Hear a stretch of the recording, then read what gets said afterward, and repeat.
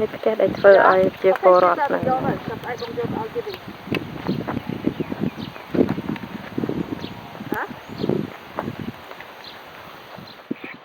អូខេខ្ញុំមកពីប្រទេសកាណាដាគឺពិតជាចាឥឡូវនេះបានផ្ទះនេះខ្ញុំបានធ្វើរួចរាល់អស់ហើយតម្លៃផ្ទះនេះគឺនិយាយតាមត្រង់ទៅគឺថ្លៃផ្ទះនេះតម្លៃប្រហែល2000ប្រហែលមើល$2000ចាប៉ុន្តែខ្ញុំយកពីបងប្អូនដែលថាចូលថវិកាហ្នឹងគឺតម្លៃតែ1400ទេមើលបងប្អូនណាមានសទ្ធាជ្រះថ្លាសូមមេត្តាចូលមិនដល់បងប្អូនក្រីក្រផ្សេងទៀតចូលទៅ1400មកលើកពីលើខ្ញុំជួយចេញចាខ្ញុំនឹងចូលថវិកានេះផ្ទាល់ខ្លួនតែម្ដងហើយក៏សូមថ្លែងអំណរគុណដល់ជ្រះជ្រៅអំពីបងប្អូននៅឯនេះសមុទ្រចាប្រទេសស្វីសឡង់អាមេរិកហើយនិងកាណាដាដែលបានជួយអំណោយដល់បងប្អូនខ្មែរយើងក្រីក្រនៅកន្លែងនេះចាហើយឥឡូវនេះក៏អ្នកម្ចាស់ផ្ទះនេះគឺខ្ញុំបានធ្វើឲ្យគាត់នៅថ្ងៃនេះចាឥឡូវថ្លៃមកដល់បងប្អូនខ្ញុំអត់ទៀតបាច់ស្គាល់ទេនៅប្រាប់បងប្អូននៅស្វីសឡង់និងអាមេរិកនិងកាណាដាបងប្អូននៅស្វីសឡង់ស្រុកស្វីសជាប់មើលចាស្រុកស្វីសថ្លៃអំណរអរគុណបងប្អូននៅប្រទេសស្វីសនៅប្រទេសស្វីសហើយអាមេរិកហើយនិងកាណាដាខ្ញុំអរគុណធំរੂអ្វីព្រៀបពីគុំបានក្នុងមកថាជីវិតខ្ញុំអរគុណបងគ្រប់គ្នាទៅដល់ទៀតយកមើលតែនិយាយខ្ញុំអត់ចង់ទៅមានចិត្តណាអរខ្ញុំត្រេកមែនទេអរមែនទេដឹងថារੂអីព្រៀបពីគុំបានអរខ្លាំងណាស់អរខ្ញុំដល់ថ្ងៃអត់មានធ្វើរੂអីគឺតែដី30អាទេរੂអីមានទីតែប៉ុណ្ណេះទៅចឹងគាត់តែគាត់តែតែវារួចពីស៊ុំដកទៅដាក់បកាយត្រេះចាំកែចារੂអស់ទាំងនេះទៅឥឡូវនេះគឺគាត់បានទទួលអំណោយពីបងប្អូនសប្បុរសជននៃនេះខ្ញុំសូមឱកាសដែលថវិកាដែលខ្ញុំរកបាននៅក្នុងឆ្នាំនេះថវិកាដែលមកពីប្រទេសស្វីសឡង់ខ្ញុំរកបាន$3800ប៉ុន្តែខ្ញុំដក$500ចូលដល់ជនរងគ្រោះដែលលិចទឹកចំនួនតាមរយៈអូនស្រីនៅឡូវែលឈ្មោះលីណាចាហើយទឹកប្រាក់ដែលនៅសល់$3300ចាហើយនៅខាងប្រទេសអាមេរិកនៅខាងមីនីសូតារកប្រាក់បានចំនួន$2900ប្រហែល$ទេខ្វះថា$3000ចាហើយខាងបងអូនស្រីនារីខ្ញុំបានអំណោយបងប្អូនជួយបាន$4500ជាងហើយ$4530ចាហើយមកពីប្រទេសកាណាដាបាន$2000ចា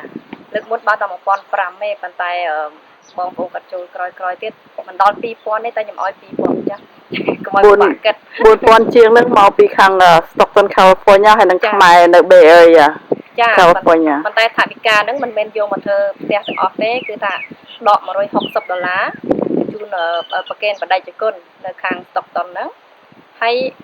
$200ទៀតទិញថ្នាំពេទ្យចាហើយថវិកាដែលសេសសល់ហ្នឹងគឺថាមានតែ$2211ទេដែលពួកខ្ញុំយកមកទិញអង្គចែកប្រជាជនហើយនឹងថវិកាហើយនឹងទិញរបស់របរប្រើប្រាស់ហើយនឹងធ្វើផ្ទះជូនគាត់ហើយនឹងស្រះទឹកចាស្រះទឹកដែលពួកខ្ញុំធ្វើហ្នឹងតម្លៃ$1550ស្រះមួយ5គុណនឹង30មកនិយាយថាដល់សល់2000ជាងហើយសល់4000ប្រហែលណា4000សល់4211មកពីខាងស្អីគេស្តុកតុនណាចាស្តុកតុនហើយ Bay Area ខ្មែរចាកាត់អស់ទៅនៅសល់$4211ចាហើយក៏សូមថ្លែងអំណរគុណដល់ជ្រះថវិកាបូកសរុបទាំងអស់បាន$15000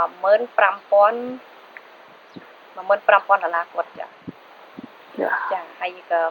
Florida និយាយណាចា Florida 100អូ Florida ផ្លេចទៀត Florida $320ចាហើយអ្នកមីងរបស់ស្រីមុំក៏បានចូលបុណ្យហើយនឹងប្អូនប្រុសប្អូនស្រីគាត់ព្រោះខ្ញុំអត់បានគេថវិកានៅ Florida ទេតែលេងផ្ទះគាត់បានមានសទ្ធាជ្រះថ្លាជួយហើយក៏ខ្ញុំសូមប្រសិទ្ធពរជ័យដល់បងប្អូននៅគ្រប់ប្រទេសគឺថា Switzerland កាណាដាហើយអាមេរិក សូមឲ្យបងប្អូនជួបសុភមង្គលគ្រប់ប្រការហើយសូមថ្លែងអំណរគុណដល់ជ្រះជ្រះតំណាងខ្ញុំតំណាងឲ្យប្រជាជនក្រីក្រនៅស្រុកខ្មែរនេះសូមថ្លែងអំណរគុណដល់ជ្រះជ្រៅបំផុតដែលបងប្អូនមានសទ្ធាជ្រះថ្លាជួយមកដល់បងប្អូនក្រីក្រចាថវិកានឹងខ្ញុំមិនបានដកហូតយកលុយតាណាទេប៉ុន្តែខ្ញុំនឹងដក$200ជូនដល់បងប្អូនប្រុសនេះគាត់បានជួយខ្ញុំទៅវិញទៅមកនឹងតែមិនបានឲ្យលុយគាត់ទេព្រោះអស់លុយឥឡូវត្រង់ថាຕົកទេឥឡូវនឹងជឿមកជឿវាយផ្លាប់វាយដួលធ្លាក់ទៅលើផ្ទះជឿហ្នឹងថាវិការហ្នឹងគឺថាលើចំនួនទឹកលុយហ្នឹងគឺលុយរបស់ខ្ញុំផ្ទាល់ខ្លួនតែម្ដងនឹងបានចូលនឹងខ្ញុំសំកសបផលបនជាមួយបងប្អូនទាំងអស់មិនមែនថាគៀសបងប្អូនឲ្យខ្លួនឯងមិនចូលទេគឺចូលហើយបងអូនស្រីនារីហ្នឹងនាងបានចំណាយថវិកាផ្ទាល់ខ្លួននាងមកជាមួយពួកខ្ញុំហ្នឹងគឺថាថ្លៃកប៉ាល់ហោះរៀងខ្លួនអូតែលថ្លៃញ៉ាំចុកអីទាំងអស់ហើយនៅស្រុកនាងដែលថាធ្វើបនផ្កាប្រាក់ហ្នឹងគឺថ្លៃចង្ហាន់លោកទាំងអស់ហ្នឹងហើយបងទទួលភ្ញៀវទាំងអស់ហ្នឹងគឺបងអូនស្រីនារីបានចេញថវិកាហ្នឹងហើយនៅខាងមនីសូតាបងអូនស្រីមុំថ្លៃខាតថ្លៃអីទាំងអស់គឺនាងចេញទាំងអស់ចាហើយនឹងថ្លៃកប៉ាល់ហោះថ្លៃខ្ញុំទៅមនីសូតាបងអូនស្រីក៏បានជួយចេញឲ្យចាហើយក៏សូមថ្លែងអំណរគុណដល់ម្ចាស់អំណោយគ្រប់រូបដូចថាបងអូនស្រីនារីហើយបងអូនស្រីមុំឈ្មោះលីនដាហើយនឹងបងប្អូននៅ Switzerland ដែលបានជួយឧបត្ថម្ភដល់ពួកខ្ញុំសូមថ្លែងអំណរគុណដល់ជ្រៅជ្រះទាំងអស់សូមជូនកសលផលបុណ្យទាំងអស់ដែលខ្ញុំធ្វើតាំងពីតូចរហូតដល់អាយុប៉ុណ្ណេះសូមឲ្យបងប្អូនអនុមោទនាយកចាហើយក៏សូមថ្លែងអំណរគុណដល់ជ្រះជ្រៅបងប្អូនគ្រប់រូបដែលគាត់បានចូលសទ្ធា$1 $2 $10 $100 $1000 $1000តាមសទ្ធាជ្រះថ្លាចូលប្រមាណក៏ពួកខ្ញុំអរគុណដែរចាសូមអរគុណច្រើន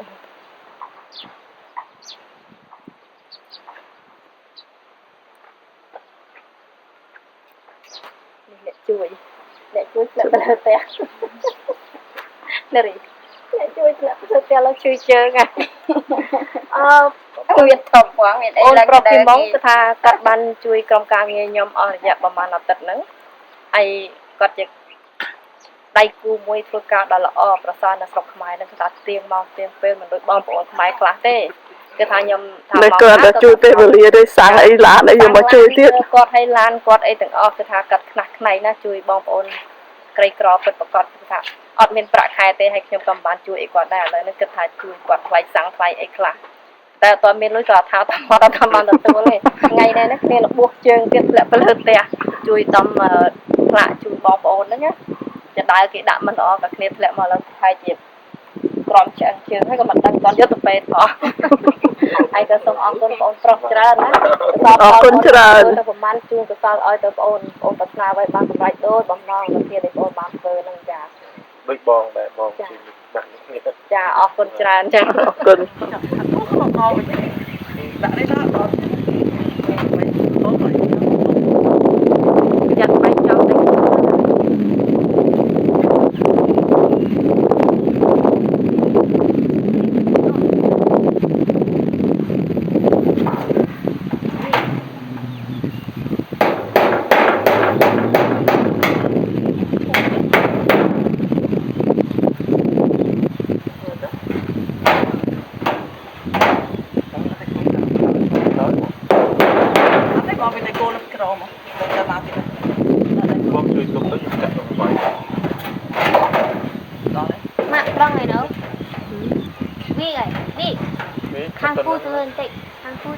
ទៅនេះ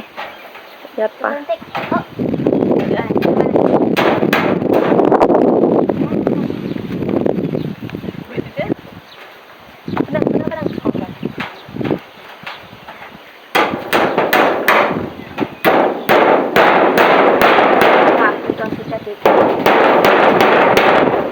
លំផ្ទះគេអស់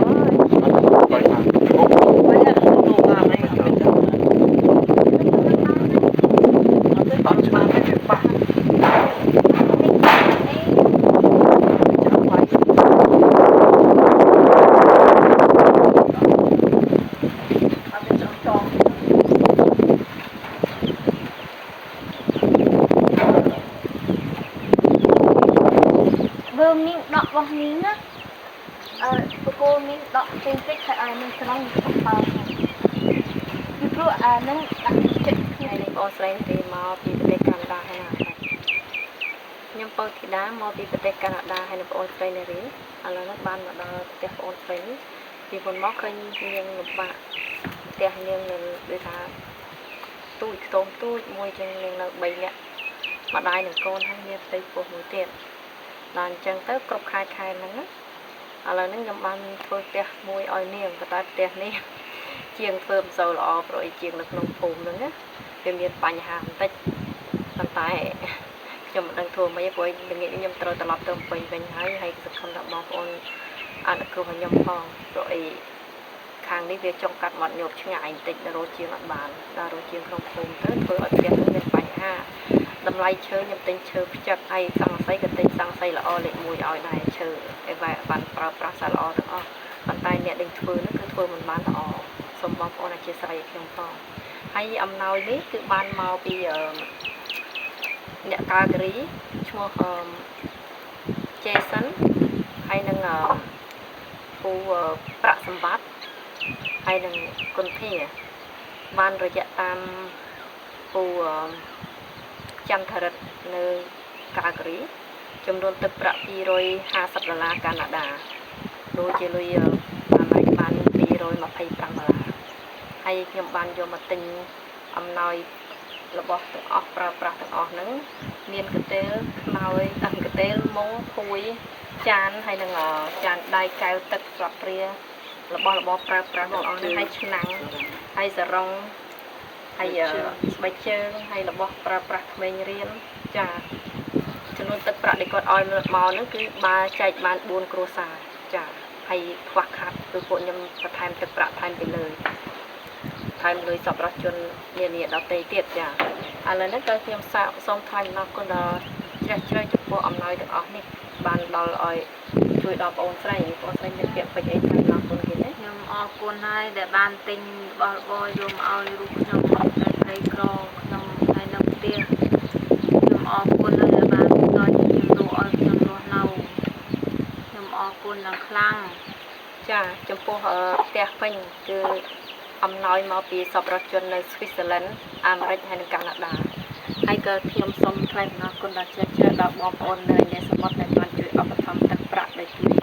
ជនក្រីក្រនៅប្រទេសខ្មែរយើងហើយក៏សូមសិទ្ធិពរជ័យដល់បងប្អូនទាំងអស់សូមឲ្យមានសេរីសួស្តីសុភមង្គលគ្រប់គ្នាហើយសូមជូនពរឲ្យមានសុខភាពល្អរស់ស៊ីមានបានអាយុយឺនយូរហើយជួយពួកយើងទៅថ្ងៃមុខតទៅទៀតមានបងប្អូនក្រីក្រច្រើនណាស់ហើយបងនារីមានពាក្យអីនិយាយទេតែខ្ញុំក៏ចឹងដែរសូមអរគុណបងប្អូនទាំងអស់នៅនៃសមុទ្រដែលបានជួយឧបត្ថម្ភអ្នកក្រីក្រនៅស្រុកខ្មែរតាមរយៈអង្គការពួកខ្ញុំគួរបំពោះសុខភាពទៅហើយណាមួយsupport video នេះយកទៅវិញអត់មានជួល professional ណាទេគឺថាកាមេរ៉ាដៃខ្លួនឯងទេព្រោះអត់មានលុយកាក់ចង់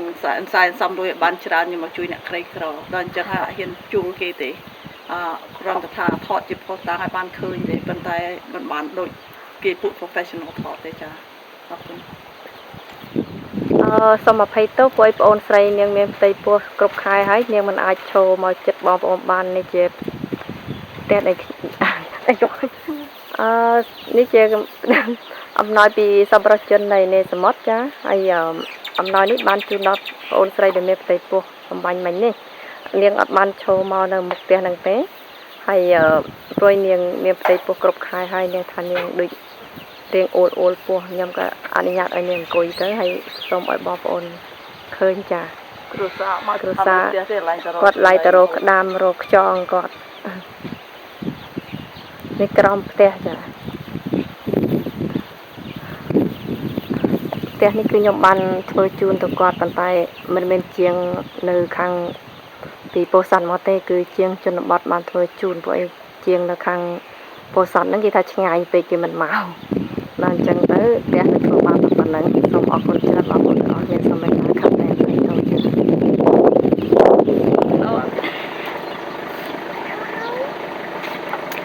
មានលុយណាធ្វើផ្ទះមួយខ្នងឲ្យអស់លុយឯណា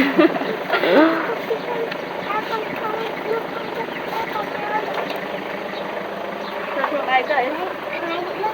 ធ្វើខ្លួនឯងថ្ងៃវិញជាងគេរវល់ពេករវល់គេកុំបានធ្វើខ្លួនឯងទៅ ធ្វើស្អាតផងទាំងនៅហើយមកថាជួយចេញឲ្យដែរអំណោយនឹងបានពីសប្បុរសជននៅពីប្រទេសស្វីសឡង់ហើយនិងកាណាដានិងអាមេរិកចា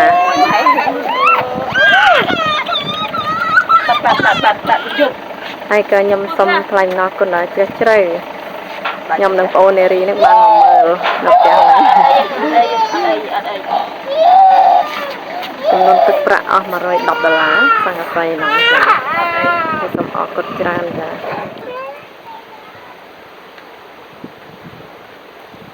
ចាជំរាបសួរបងប្អូននៅឯនេះសមុទ្រទាំងអស់គ្នាខ្ញុំនារីរតមកពីសហរដ្ឋអាមេរិកណាបងស្រីអ្នកថតបងពៅធីតាមកពីកាណាដាចង់ជម្រាបបងប្អូនទាំងអស់ដែលបានជួយមកជនក្រីក្រនៅស្រុកខ្មែរឥឡូវពួកខ្ញុំនាំ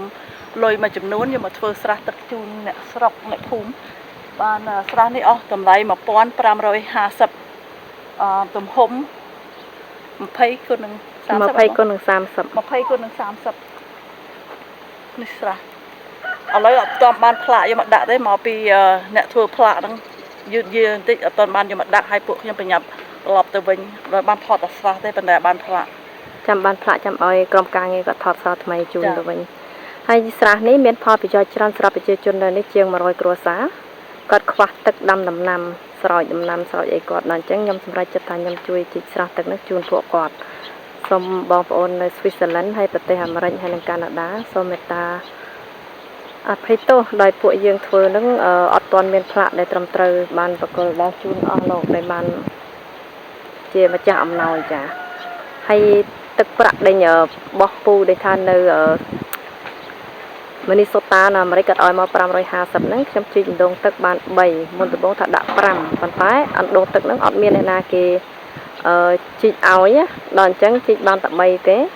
ហើយថវិកាទៅប្រមាណហ្នឹងគឺខ្ញុំប្រមូលដាក់ជាមួយនឹងស្រះសំពូទទួលលទ្ធផលផងចាហើយក៏សូមអរគុណបងប្អូននៃសមុទ្រដែលបានជួយជ្រោមជ្រែងដល់បងប្អូនក្រីក្រខ្មែរយើងនៅប្រទេសខ្មែរសូមឲ្យមានសុភមង្គលល្អសុខភាពល្អរស់ស៊ីមានបានចាស្រះនឹងអត់ទាន់មានទឹកទេព្រោះអត់ទាន់មានភ្លៀងទំហំដីហ្នឹងគឺថា25គុណនឹង35ទំហំស្រះគឺ20គុណនឹង30ចាតម្លៃចា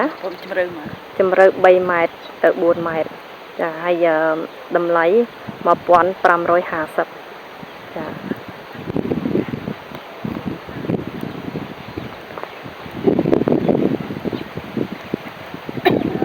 ខ្ញុំពៅធីតាមកពីប្រទេសកាណាដាហើយបានមកជួបក្រុមគ្រួសារគាត់ហ្នឹងគាត់នៅស្រែខាងនោះប៉ុន្តែឥឡូវនេះខ្ញុំទិញដីឲ្យគាត់នៅវិទ្យាខាងនេះឥឡូវហ្នឹងខ្ចីក្រោមផ្ទះគាត់ទៅស្រកសិនក៏ឲ្យមកពីក្តៅពេកនៅខាងក្រៅដីហ្នឹងតម្លៃថ្លៃ$1000ហើយក៏ខ្ញុំអត់ធ្វើទៀតឲ្យគាត់ទេតែខ្ញុំទិញសង្កសីឲ្យគាត់ហើយនឹងសម្ភារៈប្រើប្រាស់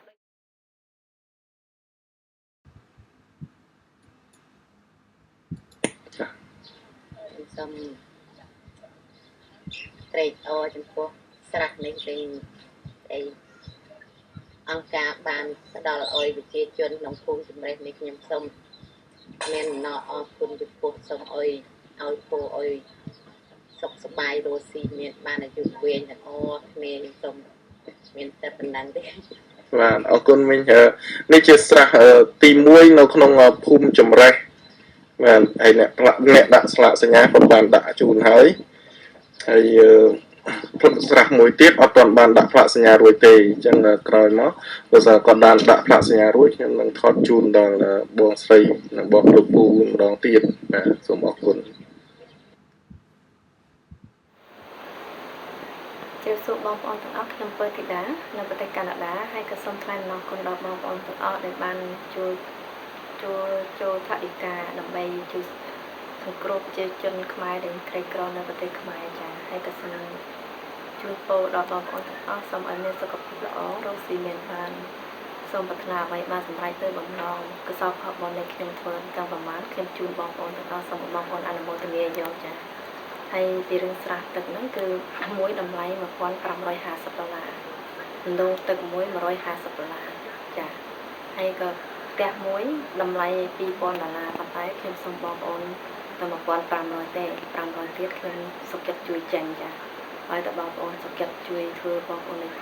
ធ្វើផ្ទះជូនបងប្អូនក្រីក្រខ្ញុំយកតម្លៃទៅ$1,500ទេផ្ទះមួយធ្វើពីឈើផ្ចឹកហើយនឹងស័ង្កសីក៏លេខ1ដែរនៅប្រទេសខ្មែរយើងនឹងចាហើយក៏សូមថ្លែងអំណរគុណដល់ជ្រៅជ្រះទាំងអស់បងប្អូនទាំងអស់ដែលបានជួយឧបត្ថម្ភដល់ខ្ញុំដូចជាបងស្រីមុំហើយពុភាហើយមេរីហើយក្រុមការងារទាំងអស់ដូចជាពិសេសបងស្រីនារីនឹងក្រុមការងារជាមួយពួកខ្ញុំផ្ទាល់តែម្ដងចាហើយបងប្រុសខេម៉ុងហើយនិងផល្លានៅស្រុកខ្មែរក៏សូមអរគុណច្រើនដែលបានជួយខ្លះផ្នែកជ្រោមជ្រែងដល់ពួកខ្ញុំចាសូមអរគុណច្រើន